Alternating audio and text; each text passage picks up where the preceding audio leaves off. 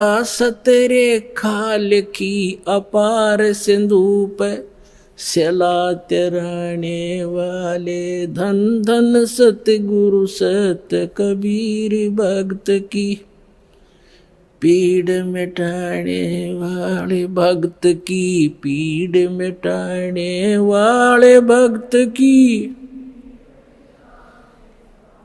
धन धन सतगुरु सत कबीर भक्त की डसी सर्प ने जब जा पुकारी इंद्रमती अकुलाए डसी सर्प ने जब जा पुकारी इंद्रमती अकुलाए आपने तुरंत करी सहाय बेरूली मंत्र सुनाने वाले आपने तुरंत करी सहाय बेरूली मंत्र सुनाने वाले धन धन सतगुरु सत कबीर भक्त की पीड़ मिटाने वाले भक्त की पीर मिटाने वाले धन धन सतगुरु सत कबीर भक्त की दामोदर सेठ के होठ अकाज अर्ज करी डूबता देख जहाज दामोदर सेठ के होठ अकाज अर्ज करी डूबता देख जहाज लाज मेरी रखियो गरीब नवाज समुद्र से पार लंगाने वाले लाज मेरी रखियो गरीब नवाज समुद्र से पार लंगाने वाले धन धन सतगुरु सत कबीर भक्त की भक्त की पीड़ मिटाने वाले भक्त की पीर मिटाने वाले धन धन सतगुरु सत कबीर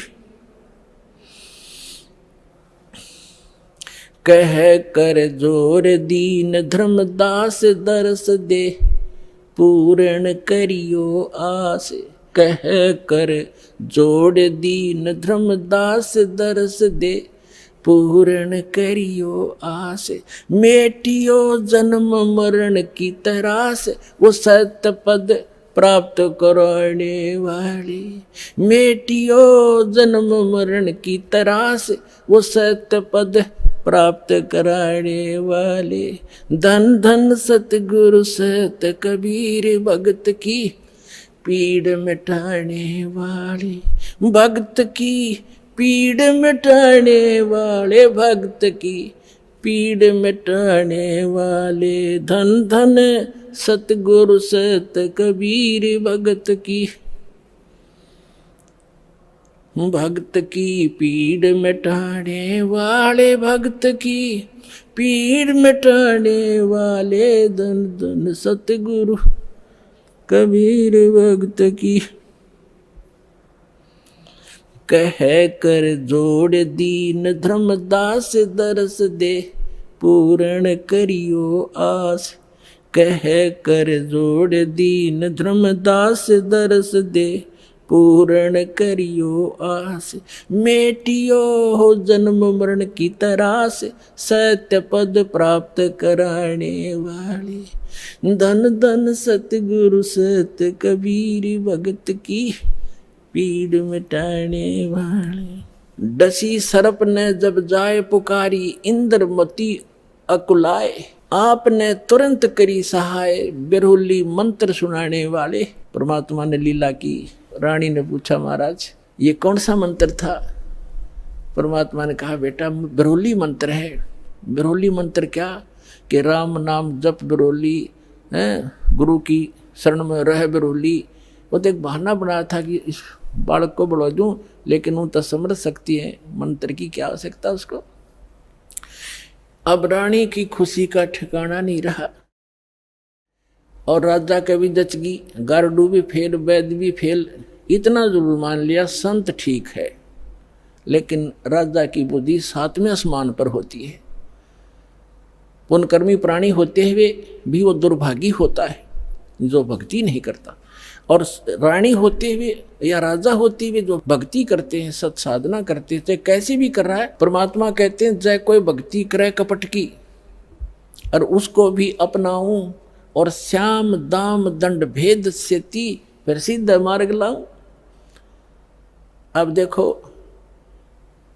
परमात्मा काल को आने भी नहीं देता, इसलिए आने दिया रानी का जच्चा ना हो या बात। संत जो साची कह गया, परमात्मा समझ रहे थे कि या फिर छोड़ दे हो गुरु, दूसरा गुरु आते ही उसके भी चरण छुआ और उसकी भी आरती तारा हो। और पुण्यात्मा गुरु को तजे भजे जो आना, अर्ता पशुआ को फोकट ज्ञाना। परम संत ने छोड़कर फिर वो नकलियां फिर भी आस्था जिसकी है तो वो फोकट ज्ञान श्रद्धा नहीं बनी उसकी। जैसे पति भरता पति से राती आन पुरुष नहीं भावे और बस है पीहर में सुरत प्रीतम में ऐसे ध्यान लगा। क्योंकि पहले तो आपके पास कोई पैमाना ही नहीं था मापन का, जांच करने का कोई ऐसा वस्तु नहीं थी, विकल्प नहीं था। अब दास आपको पहले संत को जांचने के पैमाने देता है कि इसे नाप के देख लियो जिसके पास ये ज्ञान है। जैसे धर्मदास जी भी पहले ऐसे दूसरी साधना करता था, जब परमात्मा ने उसको सच्चा ज्ञान सुना वो फिर भी बुद्धि भ्रष्ट हो गई थी बीच में, तो फिर परमात्मा मिले नहीं थे, तो उसने सोचा साधु संत के रूप में मिले थे। कोई भी संत मिलता धर्मदास उसके पास जाता और जाते ही कहता महाराज जी ठीक सो, कहाँ आजा बच्चा ठीक है। तो उसने पूछा जी वो क्या प्रश्न करता था कि ब्रह्मा विष्णु महेश के माता पिता कौन है? तो वो कहता था अरे ये तो अजरो अमर है, सर्वेश्वर है, ये कहाँ से बात उठा लिया। तो तभी उठकर चल पड़ता था कि ना ये संत नहीं है। तो उसके पास एक पैमाना था उनको जांचने का। और जब उसने परमात्मा मिले दोबारा फिर वो तो पूरा काम उनका होना ही था। तो पहले तो आपके पास कोई ऐसा था नहीं मेजरमेंट टेप जिससे आप उसको नाप सकते थे, तोल सकते थे, जांच सकते थे। और जब पूर्ण संत मिल जाए फिर भी वो नहीं वास्ता है, वो तो जीवन नाशक है आपके। हाँ उनको समझाने की चेष्टा करो गुरुजी। पहले जो गुरुजी थे कि भक्त महाराज जी आदर से बोलो, आप गलत दिशा पर जा रहे हो, इन प्रश्नों का उत्तर या तो आप दो और नहीं ताजा मेरे साथ अपना नाम लो, कल्याण कराओ। इतना यारी है उनके साथ, उससे आगे दोस्ती मत रखना। परमात्मा इस काल को नहीं आने देते किसी रूप में, उस घर में झांक भी नहीं सकता काल। तो दाता ने इसलिए छोड़ा था कि अपना कर लेगा काम। इस बेटी का भी यकीन हो जाएगा, नया जीवन फिर नाश कर देगी, बीच में डूब देगी सारी कहानी ने। तो उसके बाद ऐसा दृढ़ विश्वास हुआ उस लड़की के, और परमात्मा बिना कुछ भी दिखाई नहीं दे। ना वो राजा मना करे फिर कि इसका तो जीवन दान मिल गया मेरी रानी का इस संत से। परमात्मा आते जाते रहे घर पे, ज्ञान सुनाते, भोजन करके उसको उद्धार करते, उसका धर्म बनवाते। तो एक दिन रानी ने कहा कि महाराज मेरे पति को भी समझा दो। अच्छा बेटा बुला ले उसको। राजा बुला लिया। परमात्मा लागे समझाने के भाई परमात्मा की भक्ति करनी चाहिए और ये राजपाट सदा नहीं रहता, एक दिन मृत्यु भी होएगी, परमात्मा की भक्ति करते रहना। तो राजा क्या कहता है महाराज जी देखो मैंने तो पार्टी अटेंड करनी पड़ती है, क्यों घुटी छुट्टी लानी पड़ती है और मेरे पास समय नहीं है, लेकिन मैं आपकी चेली ने मना नहीं करता कितना या दान करो और कितना सत्संग करवा लो, मेरे बस की बात नहीं है भक्ति करना।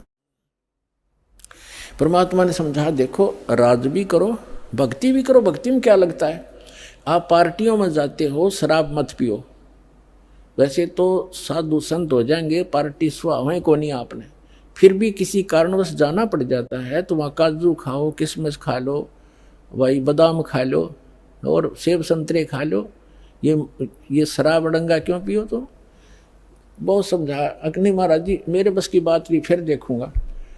कुछ दिन के बाद परमात्मा ने फिर प्रार्थना करी, बार बार रह कर समझाया, मान्या नहीं।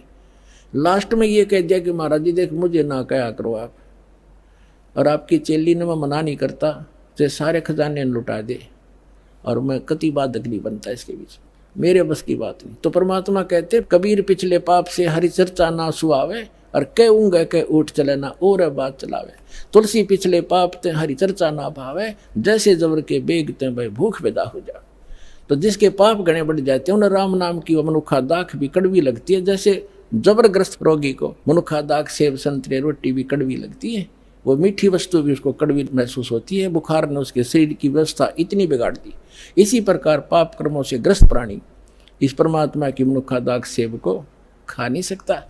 उसके लिए तरीका है, जैसे कुनीन होती है मलेरिया का नाश करने के लिए, और कुनीन भी कड़वी, बुखार को सेट करने के लिए जिससे कड़वी वस्तु लग, उसके लिए कड़वा ही खाना पड़ेगा, न चाहते हुए फांकी मारनी पड़ेगी, और उस कड़वी दवाई खाने से रोग नाश हो जाएगा, फिर वो मीठी लगने लग जाएंगी। इसी प्रकार ये सत साधना भगवान की कथा ना चाहते हुए सुनते रहना चाहिए, फिर वो रोग नाश हो जाएगा। कुछ पाप ऐसे होते हैं जो परमात्मा के सच्ची ज्ञान के सच्चे वचन से, परम संत के वचन से, मुख से बोले हुए वचन से वो शीघ्र नाश हो जाते हैं, और फिर वो भूख जागृत हो जाती है भगवान की कथा की। ऐसे बहुत से व्यक्ति हैं शुरू में वो सुनते भी नहीं थे, अब आज 500 किलोमीटर से चलकर और 10वें दिन यहाँ आ जाते हैं। अब उनका पाप कर्म का बुखार उतर गया। अब परमात्मा ने कहा था कि बेटी आज तू 40 वर्ष की थी जब तेरी डेथ होनी थी। उसने कहा जी हाँ बिल्कुल ठीक 40 वर्ष की थी जिस दिन मेरे को सांप लड़ा, सर्प डसा, और अब मैं चाहूँगा जब मरेगी तू काल नहीं मार सकता तुझे। अब वो रानी होगी 80-82 वर्ष की। वो 1-2 बार उसने खुद भी कहा महाराज अब मुझे तो भेज दो सतलोक, सारा काम हो लिया। परमात्मा बोले बेटी देख ले कोई पोता पोती में आस्था तो नहीं है तेरी, कार कोठी में, घोड़े कोठी में, दैया आस्था रहेगी ना ऊपर, यहाँ तो तू फॉर्मलिटी करेगी, और ऊपर जाकर तो कति तेरी बार दिखाई देगी शीशे की तरह, फिर वो वापस पटकनी पड़ेगी। मैंने अगना जी आप तो अंतर्यामी हो, मेरे कोई मन में नहीं है, मैं तो कति फारे गोरी हूँ, अपने ज्ञान ऐसा दे दिया, मृत्यु तो होनी ही है, चलते हाथ पाँव हो जाओ और अच्छा है। तो जब वो 80-82 वर्ष की होगी तो परमात्मा ने कहा कि ले चल इंद्रमती सतलोक चलते हैं। चलो जी। अब परमात्मा अकेले आए थे और किसी को नहीं दिखाई दे रहे थे, और इंदुमती को दिख रहे थे, वो चलेगी। औरों के देखने लगे रानी मर गई, क्या हो गया, पेरानी हार्ट फेल हो गया, कुछ भी कहते रहो, वह गई अपन उसको पता भी नहीं तो मरी है। तो मान सरोवर है ऊपर एक, यहाँ पर मान सरोवर है, उस मान सरोवर पर जाकर कुछ दिन के लिए इस जीव को वहाँ रखा जाता है। वहाँ रखने के बाद फिर इसकी भावना देखी जाती है ये अभी कितनी और कमज़ोर है। तो वहाँ जब मान सरोवर पर जा लिए उसमें स्नान कराया जाता है, कुछ आवरण जो गंध है हमारे आत्मा के मैल वहाँ परमात्मा के मंत्रित जल से भी ठीक होते हैं। तो बाहर आकर बैठगी रानी स्नान करके, और परमात्मा ने पूछा बेटा अब फिर देख ले कोई आस्था तेरे नीचे के लोक में तो नहीं किसी की, तेरी संपत्ति में। तो उसके मन में एक बात खटकेगी कि हे महाराज आपके ज्ञान से मुझे तो बहुत कुछ जानकारी होगी, लेकिन संसार की दृष्टि में जो मेरा पति है, अब तो मुझे अपने ओरिजिनल पति का पता लग गया, परम अक्षर ब्रह्म वो हमारा पति है। लेकिन शरीर का जो पति है वो बहुत बड़ी आदमी था, लेकिन उसकी नालायक की है मालिक, उसने भजन नहीं किया। लेकिन आज जो मुझे उपलब्धि हुई है उसमें उसका बहुत बड़ा सहयोग है मेरे पति का। उसने मुझे मना नहीं किया, यदि वो मुझे मना करता तो पत्नी तो अपने पति के विवश होती हैं, वो आपको भी प्रवेश नहीं करने देता समर्थ था, और मुझे भी भक्ति से वंचित करा देता। उस देवता ने कोई बाधा नहीं करी। यदि उसका कोई क्रेडिट बना हो इस काम का तो मेरी प्रार्थना है भगवान उसको भी शरण में लेना। पुण्यात्मा परमात्मा जान गए कि यह भी कमजोरी है। जैसे कल बताया था एक वृद्ध व्यक्ति डॉक्टर के पास चला गया, कमजोर सा होता ही है वृद्ध, मांस खत्म, अस्थि पिंजर शेष। डॉक्टर से कहने लगा डॉक्टर जी मेरी पिंडी भड़के हैं, पिंडियों में दर्द होता है, पिंडलियों में। डॉक्टर ने देख लिया अब दूर रहते हैं, कमजोर वीकनेस के कारण है कि कमजोरी है बाबा। फिर कहने लगा जी मेरी सांथल भी दर्द करती है। डॉक्टर बोला कमजोरी है बाबा। मेरे सिर में दर्द रहता है डॉक्टर जी। डॉक्टर बोला जी कमजोरी है। फिर बोला मैं खड़ा होता हूँ चक्कर सा आता है। डॉक्टर बोला कमजोरी है। वो वृद्ध गुस्सा हो गया, ने बोला तू डॉक्टर है गम चक्कर एक के बाद जाना है, कमजोरी कमजोरी कुछ और भी बतावेगा। तो डॉक्टर बोला यह भी कमजोरी है। क्योंकि कमजोर आदमी ने गुस्सा आया करे, ये भी ड्यू टू कमजोरी है, वीकनेस है। तो पुण्यात्मा परमात्मा जानेंगे अज्ञा भी कमजोरी है जो या बोल रही है, उसके प्रति इसका लगाव शेष है या आप भी डूबेगी। तब कहा बेटा तू यहाँ रुक कुछ दिन। अब राजा 90 वर्ष का हो गया था, अट्टा कट्टा शरीर, अच्छे खावे खादू, लावे गुटी, किसमस बादाम और लाल चेहरा। अब ने सोचा था 100-125 वर्ष तो जिया ही करें न खूब। अब राजा आया, चौक में आया बाहर से घूम के, 90 वर्ष की उम्र होगी थी, और आते ही नीचे उतरा घोड़े से, नौकर आसपास खड़े, अंगरक्षक साथ थे, बाहर से आए थे, और पलंग तक भी नहीं पहुंचा, गद गिरा और टट्टी पेशाब निकल गई, यम के दूध खड़े दिखाई दे, जबान बंद होगी, उसका टाइम आ गया, सेकंड भी नहीं दे, एक सांस भी नहीं दे काल तो, और खिंच खिंच कर सांस लग गया, टट्टी पेशाब निकल गई, नू आँखें फट गई। वैद्य बुद्धों ने अपनी सारी जंतर मंतर कर लिए, सारी दवाई दे दी, फिर वो समझ गए कब इसका अंत समय है। तब परमात्मा ने कहा कि देख बेटी उस प्लातून की क्या हालत हो रही है, देखो यम के दूध खड़े चारों तरफ और उसको कैसे डरा रहे हैं, उसकी जुबान बंद कर रखी है उन्होंने, अब ये बोल नहीं पा रहा, और धरती तोलता फिरे था, कहे कि नहीं मानने था।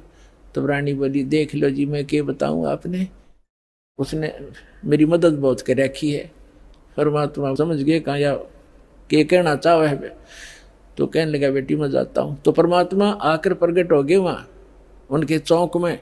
कबीर साहब के आते ही यम के दूत ने हो गए, एकदम गायब हो गए, राजा होश में आ गया, और उसने सामने परमात्मा खड़े दिखाई दिए, चरणों में पड़ गए, और वो यम के दूत आकाश में दिखे, वो नो देखकर कभी भगवान की तरफ देखे। परमात्मा बोले भाई आज तेरा एंड आ गया था चंद्र विजय, तेरा सांस शेष नहीं था। ने बोला जी सही बात है। तो परमात्मा बोले अब क्या चाहिए तुझे, अगर जी मैंने भक्ति दे दो, भक्ति दे दो, भक्ति करूँगा। तो अपने आत्मा अब आँख खुला आदमी की जब पक्की यकीन हो जाए कहाँ टिकट कटेगी, तब भगवान दिखाई देता है।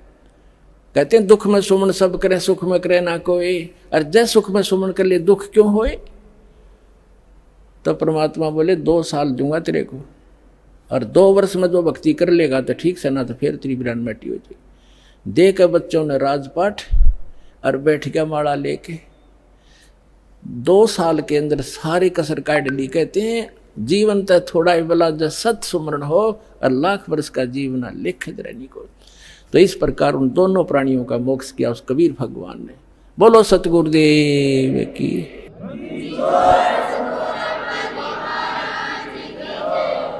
तो कबीर साहब कहते हैं भक्ति बीज होवे जो हंसा, और तारों तास के 71 वंशा। आपकी 101 पीढ़ी पार करेगा भगवान, ये सत्कर मान लियो, लगे रहना आखिरी सांस तक। बोलो सतगुरुदेव।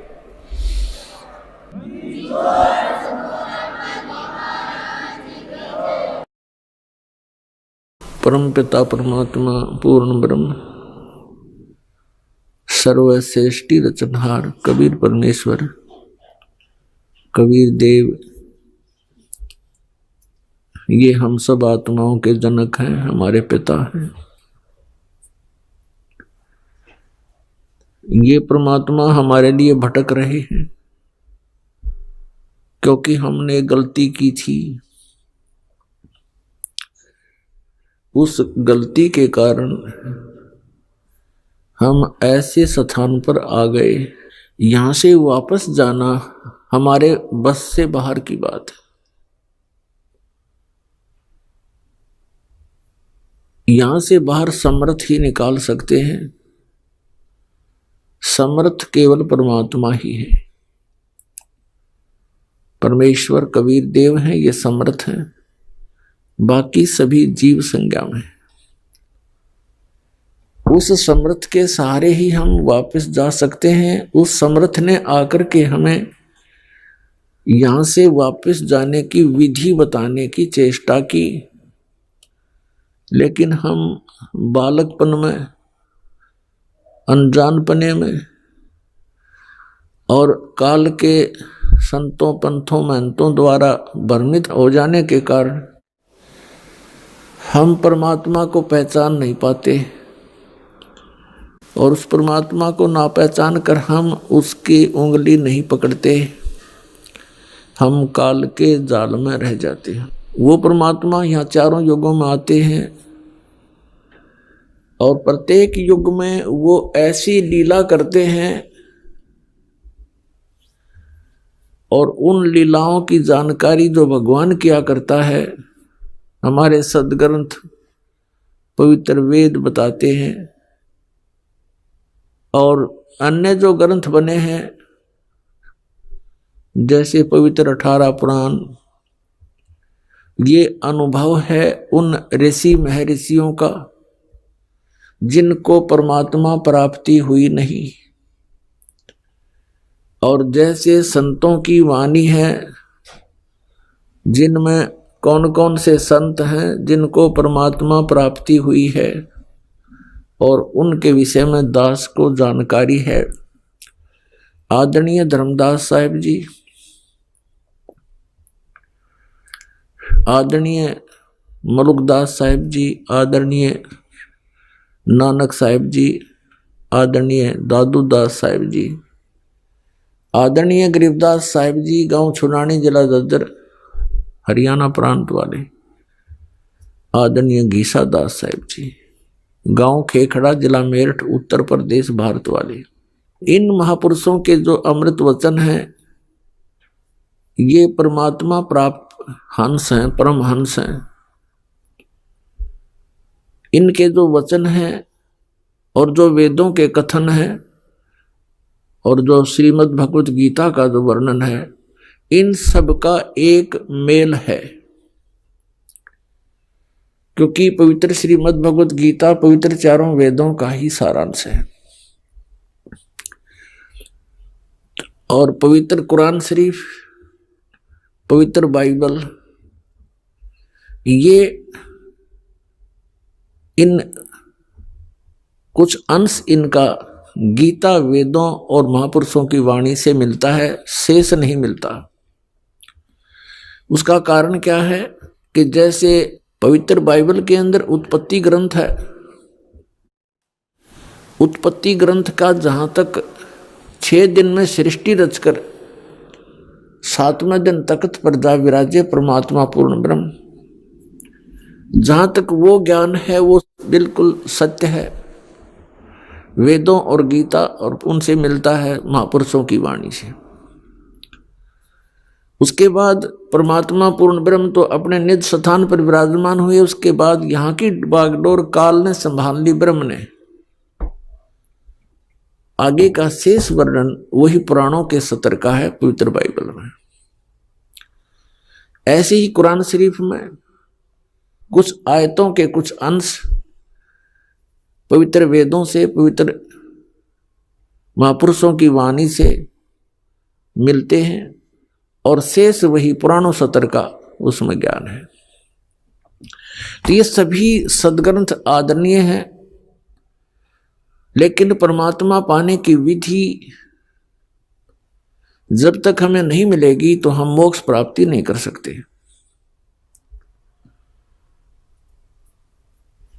तो परमात्मा ने स्वयं आकर के जो यथार्थ ज्ञान दिया ऐसा ही वो देते हैं, ऐसा ही करते हैं। चारों युगों में परमात्मा आते हैं, अपना यथार्थ ज्ञान बताते हैं। सतयुग में परमात्मा आए थे सत्सुकृत नाम से,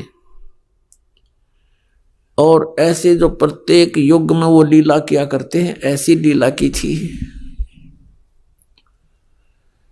सतलोक से चलकर आए, एक सरोवर के अंदर कमल के फूल के ऊपर विराजमान हुए, वहां से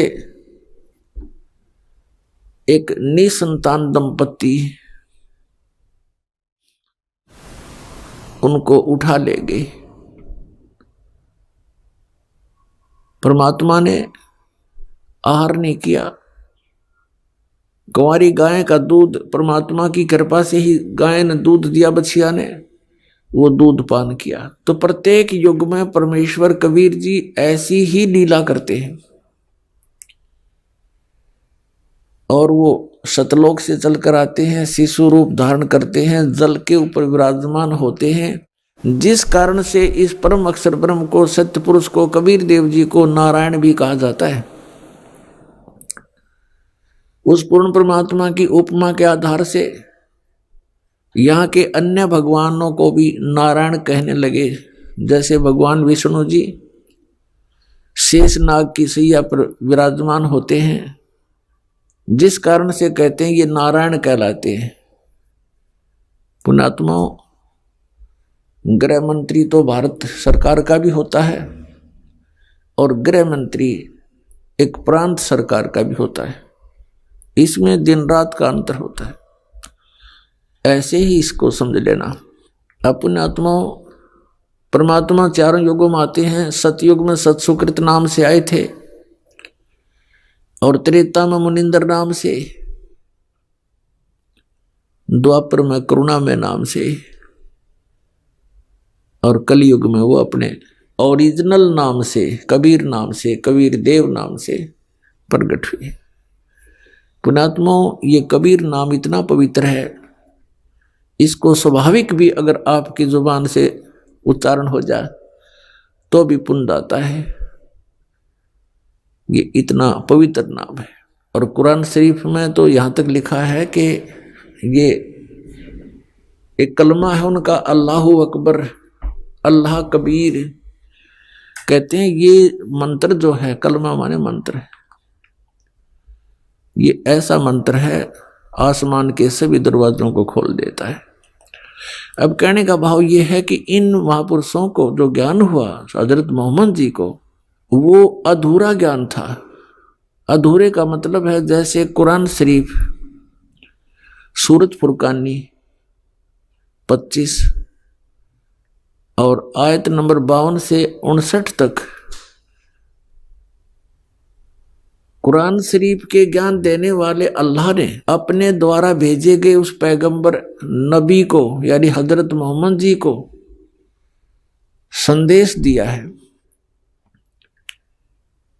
आयत नंबर 52 में कहा है कि मैं जिस कबीर अल्लाह के विषय में तुझे बताने जा रहा हूं, तू मेरी हिदायत पर विश्वास करना। और ये काफिर इस कबीर को अल्लाह नहीं मानते, ये तो अन्य देवी देवताओं तक सीमित हैं। इनके साथ तू संघर्ष करना। संघर्ष का, जिहाद का अर्थ कोई खून खराबा, लड़ाई झगड़ा, लठ बजाना नहीं। जिहाद का अर्थ है संघर्ष करना।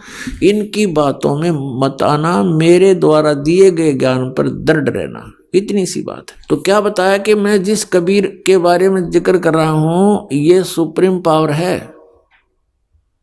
और ये वही परमात्मा है जिसने 6 दिन में सृष्टि रची, 7वां दिन तख्त पर जा विराजा। और ये वही परमात्मा है जिसने पृथ्वी बनाई, पृथ्वी के अंदर मीठा खारा जल भर दिया। और ये वही कबीर परमात्मा अपने भक्तों के पापों को नाश कर देता है। और ये परमात्मा वही है जिसने 6 दिन में सृष्टि रची, 7वां दिन तख्त पर जा विराजा। ये अल्लाह कबीर है। और इसकी खबर किसी बाखबर से पूछो। पुण्यात्माओं, सदग्रंथों को समझना जीव सतर का काम नहीं है। जिस पर परमात्मा की कृपा हो उसकी बुद्धि को खोल देते हैं, नहीं तो काल ने सबकी बुद्धि को बंद कर रखा है। उसने रिमोट अपने हाथ में रखा है।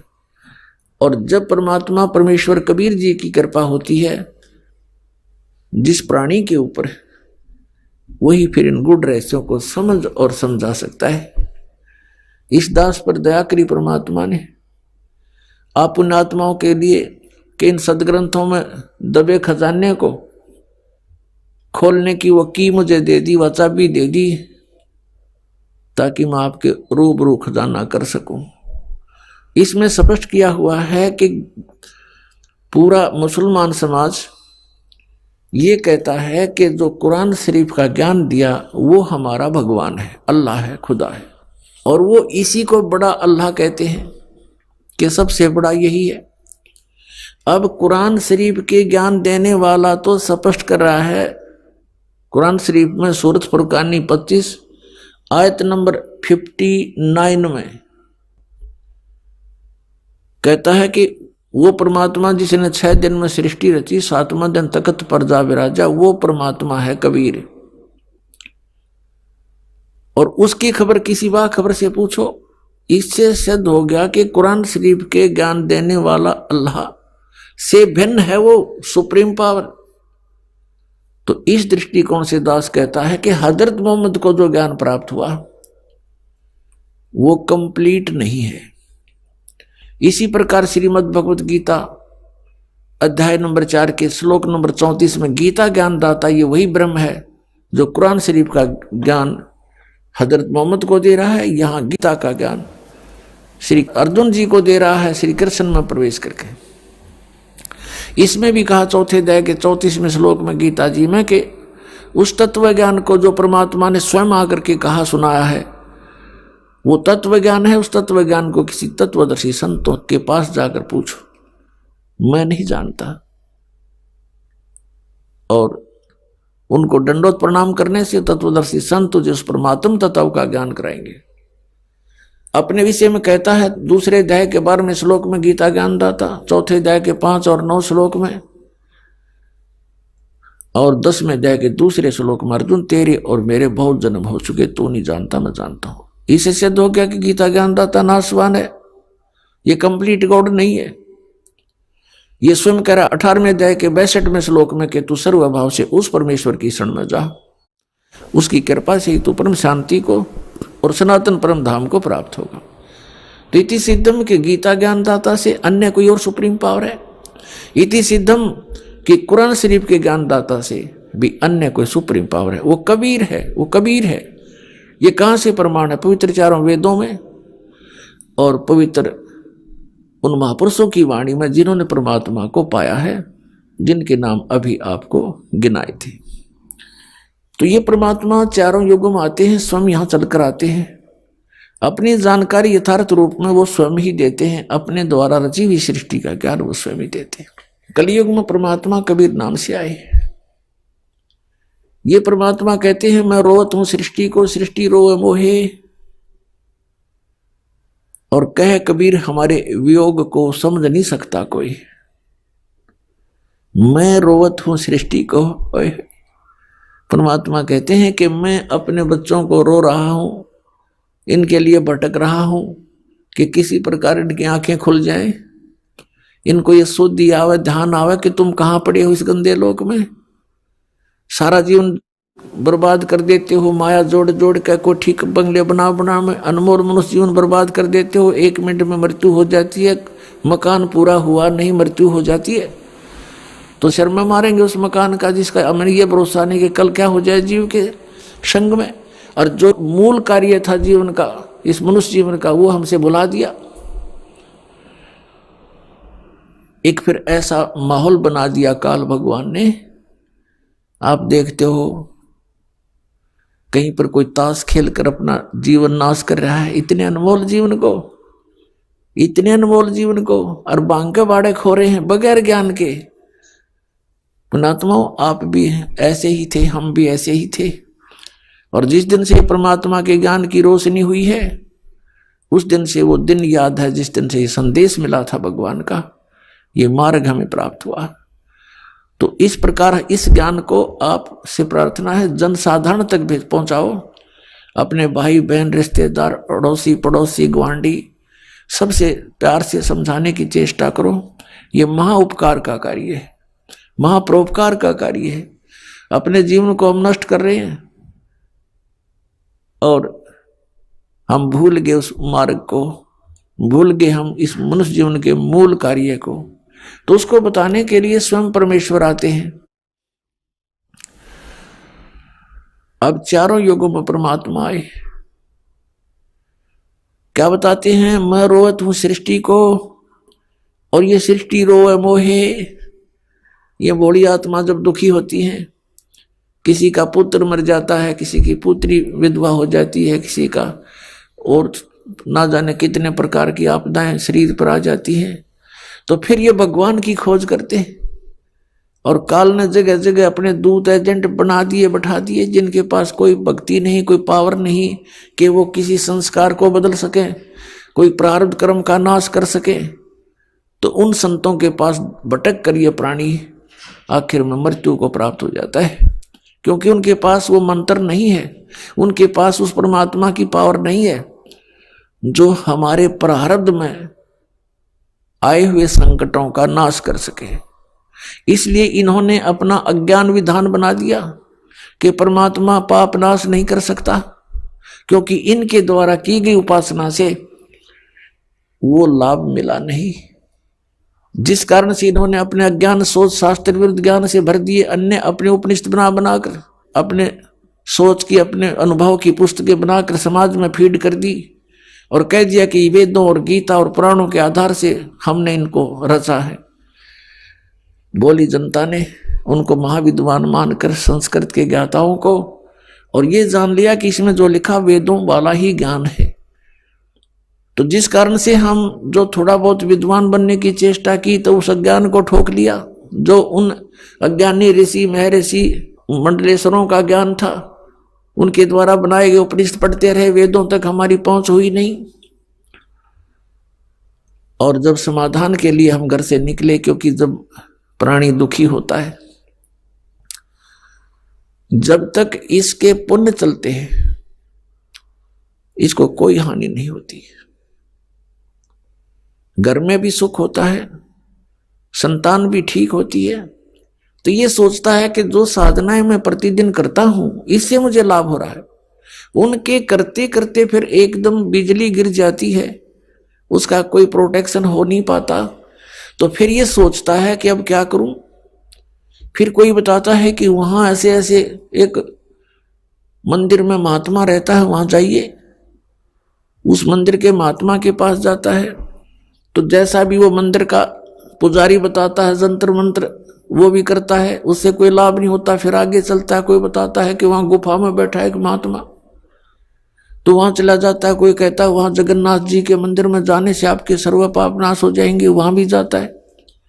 वहां से भी जब लाभ नहीं होता तो फिर या तो मर लेता है तब तक, या फिर नास्तिक हो जाता है। और फिर धनी बनने के लिए दूसरे तरीके अपनाता है, जैसे रिश्वत लेना, चोरी करना, डाके मारना, मिलावट करना, झूठ बोल कर ठगना। तो ये विधि धनी होने की नहीं, ये तो दूना निर्धन होता प्राणी से, पाप का भागी बनता है। अन्य तरीके से जुड़ा हुआ धन जीव के पास कभी नहीं रहेगा, क्योंकि वो उसके भाग्य में नहीं है। जैसे एक व्यक्ति बता रहा था कि मेरा पुत्र, इकलौता पुत्र बीमार हुआ, उसके उपचार के लिए जैसा भी जिसने कोई बताया, पहले तो लोकल डॉक्टरों से, शहर के डॉक्टरों से दिखाया, राहत नहीं मिली। किसी ने बताया कि वहां झाड़ा लगवा लो, जाते ठीक हो जाता है, वहां गए, उसने जैसी क्रियाएं महीने 2 महीने की बताई वो की, हजारों रुपये लग गया, कोई लाभ नहीं हुआ। फिर किसी ने कहीं बताया, किसी ने किसी पहाड़ पर बताया। अंत में फिर इतना कमजोर हो गया कि वो all India medical institute Delhi में दिखा, तो वहां जांच से पता चला कि उसके दोनों किडनी खराब हो गई। जैसे तैसे करके रिश्तेदारों से किडनी लेकर के पैसे में बदलवाई, चेंज करवाई, लड़का स्वस्थ हो गया। आज से 15-20 वर्ष पहले की बात है। उस समय कहता पूरे प्रोसीजर में, उसके पूरे ट्रीटमेंट में 3.5 लाख रुपए खर्च हो गए। वर्तमान की तो पुण्यात्मा वो 20 लाख समझो। उसके बाद खुशी मनाई कि चलो बच्चा जीवित हो गया, पैसे की कोई बात नहीं। वो बता रहा था कि मैंने जो पैसा कमाया था, अब इस ज्ञान के सुनने से मेरी आंखें खुली कि मुझे ये सजा थोड़ी थी। क्या हुआ कि 6 महीने के बाद वही लड़का बस दुर्घटना में मारा गया। इकलौता पुत्र जिसको सुखी बनाने के लिए, धनी बनाने के लिए मैंने बहुत सी गलतियां की, 2 के 20 बना करके वस्तुएं बेची, कोई नकली कोई असली बेची। एक बार तो पैसा बहुत आता दिखा, जब बच्चा बीमार हुआ, रोज प्रतिदिन खर्च होने लगा, वो पैसा भी गया और भी कर्जा मेरे सिर पर हो गया और वो पुत्र भी चला गया। अब आपके ज्ञान से, सत्संग से पता चला कि वो पैसा तो गया सो गया, लेकिन वो पाप ज्यों के ज्यों रखे हैं जो उस धन के इकट्ठा करने में हुए थे। मेरा कलेजा कांप गया। आज आपके वचन, परमात्मा के वचन सारे साची लगे, और जब तक मैं सुखी था मेरे कान्ना में भी प्रवेश नहीं होते थे। मैं राम नाम को सुनकर प्रसन्न नहीं होता था, क्योंकि मैं सुखी गना था। तो पुण्यात्माओं, हम ऐसे नास्तिक बनवा दिए काल ने। काल का उद्देश्य है कि ये भगवान से दूर हो जाएं, और विशेषकर कलयुग में, क्योंकि कलयुग में परमात्मा से इसका प्रॉमिस हो गया है, हुआ था। इसने खुद अपने मुख से कहा है कि आप कलयुग में कितने प्राणी ले जाना, 3 युगों में जीव ना ले जाना भगवान। परमात्मा को पता था इस बात का कि सतयुग त्रेता द्वापर में इनके पुण्य कर्म गणे रहेंगे, और जब तक प्राणी के पुण्य कर्म हैं ये सुखी रहता है, और जब तक ये सुखी है इसको भगवान की आवश्यकता कतई नहीं। जैसा, लेकिन आत्मा भगवान की भक्ति बिना रह नहीं सकती। तो जैसा भी ये समाज से या किसी अन्य व्यक्ति से जो ज्ञान सुन लिया भक्ति का, उस पर आरूढ़ होकर के साधना करता रहता है। वो सोच तो ये रहा कि इन साधनाओं से मुझे पुण्य हो रहा है, और वो हो रहा है उसके पूर्व जन्म से प्रारब्ध ही प्राप्त हो रहा है। तो जिस कारण से सतयुग त्रेता द्वापर तक ये प्राणी परमात्मा को चाहता नहीं। अगर उस ज्ञान से, उस मार्ग से हटकर भी बताना चाहे तो कति स्वीकार नहीं करता, क्योंकि सबकी समाधियां लगती हैं, सब शरीर होता है, बलिष्ठ होते हैं। तो अब कलयुग में आकर इन सभी गुणों की हानि हो जाती है। ना शरीर बलिष्ठ रहता है, ना पूर्व जन्म के पुण्य रहते हैं, साधनाएं भी करते हैं लेकिन फिर भी दुखी रहते हैं। तो परमात्मा ने यह समय इसलिए सिलेक्ट किया था। काल ने यह सोचा था कि तब तक मैं इनको नास्तिक बना दूंगा, अपने दूत भेजकर इनको भ्रमित कर दूंगा, परमात्मा से कोसों दूर कर दूंगा, परमात्मा का नामो निशान मिटा दूंगा। और इसने जितना संभव हो सका कर दिया। लेकिन समर्थ की अब शक्ति देखना, अब नए सिरे से विधान बन रहा है, नए सिरे से भगवान की जानकारी हो रही है। परमात्मा का हमें नामो निशान पता नहीं था, अब कबीर को भगवान बताते हैं।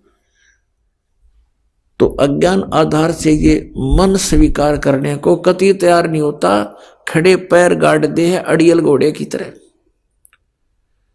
लेकिन सच्चाई में इतनी ताकत होती है कि वो अपना स्थान अवश्य बनाती है। अब इसने अपना पूरा जोर लगा दिया, मजहबों में बांट दिया हमारे को, हिंदू बनाए,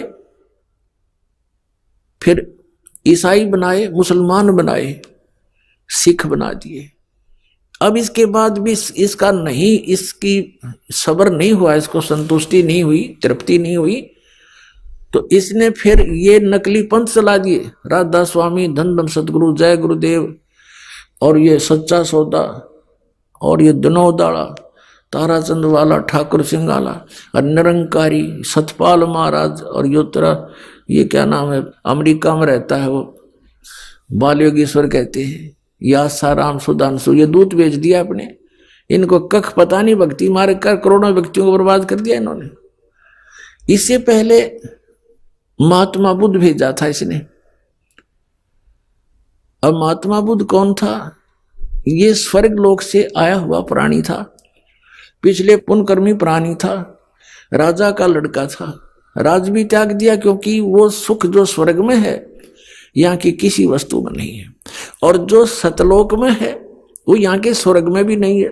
तो जो प्राणी जहां के सुख से कुछ आप प्रभावित होता है, तो उसने उस आधार से राज्य त्याग दिया। तो उस सुख की तलाश में ये निकला घर से स्वयंभू, कोई संत मिला नहीं। अपनी मर्जी से, पिछले अभ्यास से, पिछले पुण्य के प्रभाव से इसने अपने आप ही हठ योग करना शुरू कर दिया, जो ये पहले किया करते हैं। हठ योग करने से इसने आहार भी त्याग दिया। गया के अंदर एक वट वृक्ष के नीचे बैठ कर इसने साधना की महीनों तक। इसके प्राण जाने को हो गए, अस्थि पिंजर सूख गया। एक माई ने इसके मुख के खीर खार लगा दी, धीरे धीरे तो चाटने लगा। तीसरे दिन इसने आंख खोल दी और फिर पेट भर अन्न खाया। उसके बाद इसने अपना अनुभव सुनाया। वेदों और गीता को आधार नहीं रखा।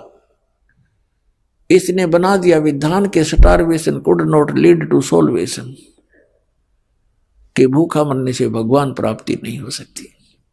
बस इतना ही विधान पाया इसने इतने दिन डरे ढोकर। अंत में इसने फिर इसके वचनों में इतना प्रभाव था, बहुत से श्रद्धालु इसके अनुयायी बन गए। कई राजा लोग इसके अनुयायी बन गए। अहिंसा मत करो, किसी को दुख ना दो, ये नियम बना दिए। लेकिन जो नियम आत्म कल्याण का था उसके पास था नहीं। इनके वचनों से प्रभावित होकर लाखों व्यक्ति इनके साथ हो लिए और उनके द्वारा बताई गई भक्ति विधि से आध्यात्मिक लाभ न होने से अब महात्मा बुद्ध के अनुयायियों ने यही मान लिया कि भगवान कहीं नहीं है। पूरा चीन नास्तिक हो गया। विश्व की आधी आबादी लगभग चीन के अंदर बताते हैं, और वो सारा नास्तिक, क्योंकि महात्मा बुद्ध का अनुयायी था। पूरा रूस नास्तिक। तो कहने का भाव ये है पुण्यात्माओं, अब काल का जहां भी दाव लगा इसने कसर नहीं छोड़ रखी। आइए अब हम उन श्रद्धालुओं के अनुभव जानते हैं जो जगत गुरु तत्वदर्शी संत रामपाल जी महाराज जी से दीक्षा प्राप्त कर चुके हैं तथा उनके द्वारा बताए गए भक्ति मार्ग पर चल रहे हैं। नमस्कार जी। नमस्कार सर। क्या नाम है जी आपका? मेरा नाम मीनाक्षी वर्मा, बिलासपुर छत्तीसगढ़ से हूँ। मीनाक्षी जी, संत रामपाल जी महाराज से नाम दीक्षा आपने कब ली? मैं 15 अगस्त 2016 को संत रामपाल जी महाराज से नाम दीक्षा ली सर। संत रामपाल जी महाराज से नाम दीक्षा लेने से पहले क्या आप कोई भक्ति साधना भी करती थी? जी सर, हम सभी देवी देवताओं की भक्ति करते थे और मैं ज्यादातर दुर्गा जी को मानती थी। तो फिर क्या कारण बना कि आप संत रामपाल जी महाराज की शरण में आई? संत रामपाल जी महाराज की शरण में आने का मेरी बहन जुड़ी हुई थी, उन्होंने श्रेष्ठी रचना सुनाई, लेकिन मुझे यकीन नहीं हुआ कि ये जो बता रहे हो आप, मैं यकीन नहीं करती। क्या प्रूफ है इस बात का कि जो आप इतनी ज्ञान बता रहे हो। फिर एक दिन गुरुजी संत रामपाल जी महाराज सत्संग कर रहे थे टीवी चैनल पर, मैं देखी तो संत रामपाल जी महाराज खोल खोल कर गीता, बाइबल, गुरु ग्रंथ साहिब ये सब को बता रहे थे। तो मैं बोली, हे भगवान, ये प्रूफ है। फिर मैं संत ज्ञान गंगा पढ़ी और संत रामपाल जी महाराज से नाम दीक्षा ली सर। संत रामपाल जी महाराज से नाम दीक्षा लेने के बाद क्या आपको कोई लाभ भी मिले? संत रामपाल जी महाराज से नाम दीक्षा लेने के बाद सर बहुत सारे लाभ हुए। जैसे मेरे हस्बैंड गुटखा खाते थे, कभी कभी शराब भी पीते थे सर। मैं रात भर सो नहीं पाती थी, लेकिन जब से संत रामपाल जी महाराज से नाम दीक्षा लिए, उन्होंने सारे नशा छोड़ दिए। दूसरा लाभ ये हुआ सर कि एक बार हम पनागढ़ जा रहे थे जबलपुर, वहाँ भारी एक्सीडेंट हुआ बस और हमारी गाड़ी से। पूरा सामने का कांच टूट गया, हमको पता नहीं चला कि हमारा एक्सीडेंट हुआ। जोर से मतलब गाड़ी हिली, लेकिन पता नहीं चला। सामने दूर तक गाड़ी को खड़ा किए तो देखे तो सामने का पूरा कांच टूटा हुआ था और सामने का शीशा भी, बगल का शीशा भी टूटा हुआ था। तीसरा लाभ ये है कि मेरी छोटी बहन को सर हार्ट की प्रॉब्लम थी। हम गरीब परिवार होने के नाते हम इलाज उनका नहीं करवा पा रहे थे। वो डॉक्टर बताए कि उनके हार्ट में छेद है और उनका ऑपरेशन कराना पड़ेगा, लेकिन सर हम गरीब पैसा ना होने के कारण, हे भगवान हम कैसे करें, कहाँ से लाएं इतना पैसा, और हम नहीं करवाए। लेकिन अचानक से जब संत रामपाल जी महाराज का ज्ञान सुना, परमात्मा सब कर देते हैं ऐसे सुना, तो मैंने नाम दीक्षा दिलाई उनको। और जिस दिन संत रामपाल जी महाराज से नाम दीक्षा ली है, उस दिन से उनको एक भी टेबलेट खाने को नहीं मिला और ऐसी कभी उनका तबीयत खराब नहीं हुआ। तीसरा लाभ ये हुआ सर कि एक बार हमारा बोर हो रहा था, उस टाइम बेन लगा हुआ था बोर में, और हमको पता नहीं था कि वो मतलब बेन लगा हुआ है। लेकिन गाड़ी आ चुकी थी, बोर हो रहा था और पुलिस की गाड़ियां गांव में घूम रही थी। और हम परमात्मा फिर सारी रात अरदास किए कि हे बंदी छोड़, हे संत रामपाल जी महाराज, हमारा बोर कैसे होगा। लेकिन पुलिस की गाड़ियां घूम रही थी गांव में और उनको सुनाई नहीं दिया कि मतलब बोर हो रहा है, और रातों रात बोर करवा के और परमात्मा संत रामपाल जी महाराज की दया से हमारा बोर हो गया। चौथा लाभ ये है सर कि मेरी एक बहन है, वो नाम दीक्षा ली हुई है, और उनका हस्बैंड को अभी कोरोना वायरस हो गया था। उनका कोरोना वायरस मतलब 30% ऑक्सीजन चला गया था, और डॉक्टर फाइन ले लिए थे, मतलब बोल रहे थे अब ये मतलब लास्ट ही है, इनका कुछ नहीं होने वाला। लेकिन हम परमात्मा से अरदास किए। बंदी छोड़ सदगुरु रामपाल जी महाराज कहते हैं कि जो सद्भक्ति करता है उसको कबीर साहब बड़े से बड़े कष्ट को भी दूर कर देते हैं। 2 दिन के अंदर सर उनका पूरा ऑक्सीजन लेवल 90% आ गया, और वो उनकी जो वाइफ थी, जो जिन्होंने नाम दीक्षा लिया था, उन्होंने 1 महीने उनके साथ मतलब 24 घंटे में 24 घंटे उनके पास रही, ले वो कोरोना वायरस से इन्फेक्टेड नहीं हुई सर। उनका ऑक्सीजन लेवल 30 हो गया था, लेकिन संत रामपाल जी महाराज की दया से 2 दिन के अंदर परमात्मा ने ऐसी रजा की कि उनका ऑक्सीजन लेवल 90% चला गया, और वो आज पूरी तरह से स्वस्थ हैं सर। चौथा लाभ ये है सर कि मेरी बहन एजुकेटेड हैं और उनकी शादी नहीं लग रही थी। हम भगत समाज से जुड़े हुए थे सर, लेकिन भगत समाज में मतलब शुरू में जुड़े हुए थे, रामायणी कैसे करना क्या करना वो सब पता नहीं था। बड़ी मुश्किल से एक जगत का लड़का मिला, वो भी नाम उपदेश ही नहीं था। अब हमारे सामने सबसे बड़ी समस्या ये हुई कि हम भगत परिवार से जगत में कैसे मतलब वो करें, शादी करें। तो परमात्मा ने ऐसी रजा की कि 10 दिन के अंदर हम परमात्मा ने व्यवस्था की, और भोपाल रामायणी सम्मेलन में उनका रामायणी हुआ। आज वो दोनों भगत हैं। मीनाक्षी जी, संत रामपाल जी महाराज के बारे में कहा जाता है कि संत रामपाल जी महाराज से श्रद्धालु अंधश्रद्धा से जुड़ते हैं, क्या ये बात सही है? नहीं सर, अंधश्रद्धा के तहत नहीं जुड़ते हैं। पर आज पढ़ा लिखा समाज है, एजुकेटेड है। संत रामपाल जी महाराज कोई भी बात, एक भी बात मतलब बिना आधार का नहीं कहते। वो हर चीज को प्रूफ करके दिखाते कि बेटा जो आज आप देख रहे हो, जो आप कर रहे हो वो गलत है। जो आपके वेदों में, जो आपके पुराण गीता बाइबल जो कहती वो करो। तो संत रामपाल जी महाराज किसी प्रकार का गलत नहीं बताते हैं। यदि कोई भी व्यक्ति संत रामपाल जी महाराज का ज्ञान जानना चाहता है तो वो वेद, पुराण, गीता, बाइबल को मिलाए और संत रामपाल जी महाराज के लिखित पुस्तकों से मिलान करे। अगर ये गलत है तो हमारे संत रामपाल जी महाराज गलत है, अगर वो सही है तो हमारे संत रामपाल जी महाराज सही है। वो सिर्फ इसी बात पर डिसाइड कर सकते हैं। मीनाक्षी जी, जैसे कि आपने बताया कि आप शुरू से ही कबीरपंथ से हैं और संत रामपाल जी महाराज से आपने हरियाणा में जाकर इतनी दूर नाम दीक्षा ली। संत रामपाल जी महाराज भी कबीरपंथी हैं और आप भी पहले से ही कबीरपंथी हैं, तो इतनी दूर संत रामपाल जी से ही नाम दीक्षा आपने क्यों ली? संत रामपाल जी महाराज से नाम दीक्षा लेने का सिर्फ एक ही कारण है सर, उनका ज्ञान जो है ना वो वेद, शास्त्र, गीता से मिलान करता है और अन्य कबीरपंथियों का ज्ञान किसी ग्रंथों से मिलान नहीं करता है। वो प्रूफ सहित बताते हैं, वो अपनी तरफ से एक बात भी नहीं रखते। जितनी भी किताबें लिखी हुई है वो प्रमाण सहित लिखा हुआ है। वो किसी भी किताब को आप देख लीजिए उठा के, वो उसमें अध्याय नंबर, प्रश्न नंबर, श्लोक नंबर सब लिख के परमात्मा संत रामपाल जी महाराज ने दिया हुआ है जन जन तक पहुँचाने के लिए। संत रामपाल जी महाराज से नाम दीक्षा कैसे ली जा सकती है? रामपाल जी महाराज से नाम दीक्षा लेने के लिए कई चरणों पर संत रामपाल जी महाराज का सत्संग चलता है। उसके नीचे पीली पट्टी हुई है, लिखी हुई होती है, उसमें से आप नंबर नोट कर सकते हैं। और बहुत सारी किताबें हैं संत रामपाल जी महाराज का, उसमें नंबर नोट दिया हुआ, उसमें से आप कॉल करके और एड्रेस पता कर सकते हैं। धन्यवाद जी। जी सत साहब।